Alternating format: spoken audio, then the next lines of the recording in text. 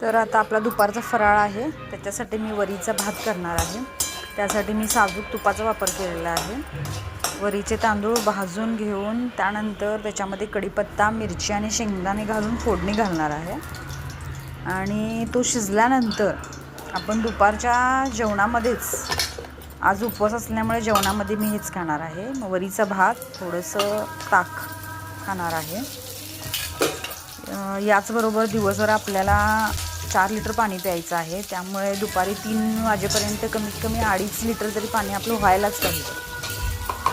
म्हणून कंटिन्यू आपण आपल्या डाएटकडे लक्ष देऊन करायचं आहे. शेंगदाणे भाजलेले आहेत, त्याच्यामध्ये आता मी वरी घातलेली आहे. त्याचबरोबर आता त्याच्यामध्ये पाणी घालून आपण झाकण लावून ठेवणार आहोत. ते शिजल्यानंतर आपण खायला घेणार आहोत. 4 वाजता आपण परत चहा घेणार आहोत.